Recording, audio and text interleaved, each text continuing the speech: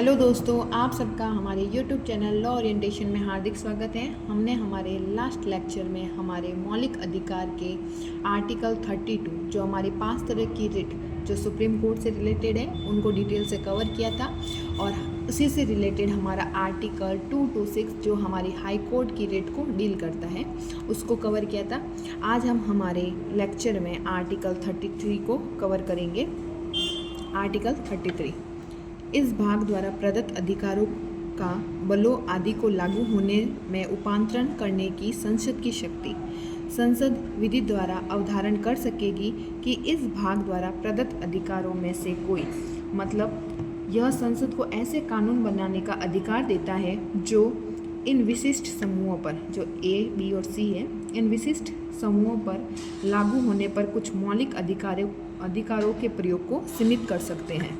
जो हमारा point A है वो बोल रहा है सशस्त्र बलों के सदस्यों को।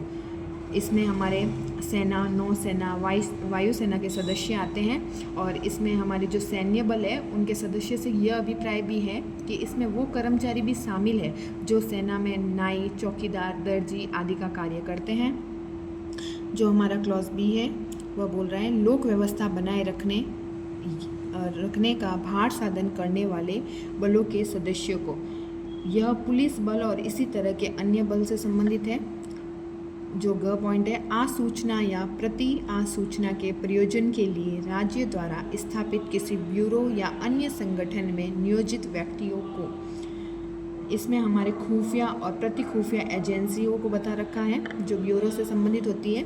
जो ग पॉइंट है, खंड क से खंड ख में निर्दिष्ट किसी बल, ब्यूरो या संगठन के प्रयोजन के लिए स्थापित दूरसंचार प्रणाली में या उसके संबंध में नियोजित व्यक्तियों को।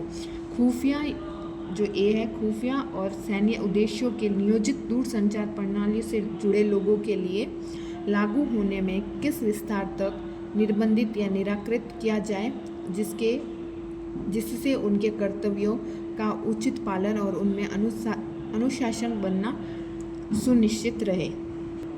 ओवरऑल हमारा जो आर्टिकल 33 है वह बताता है कि संसद को सशस्त्र बलों, पुलिस बलों, खुफिया और प्रति खुफिया एजेंसियों के सदस्यों के लिए कुछ मौलिक अधिकारों को प्रतिबंधित या संशोधित करने की शक्ति देता है ताकि उनके कर्तव्यों का उचित निर्वहन और अनुशासन सुनिश्चित हो सके। इसको हम एक एग्जाम्पल के माध्यम से समझते हैं।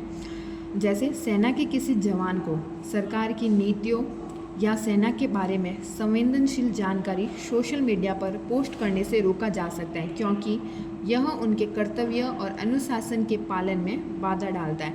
इसी प्रकार हम इस आर्टिकल 33 से एक धार्मिक प्रतीकों पर प्रतिबंध से रिलेटेड एक एग्जाम्पल लेते हैं। जैसे सेना के गैर लड़ाकू कर्मचारियों के मामलों में अनुच्छेद आर्टिकल 33 के तहत दाढ़ी रखने या धार्मिक प्रतीकों को धारण करने पर प्रतिबंध लगाया जा सकता है ताकि सशस्त्र बलों में एक रूपता बनी रहे।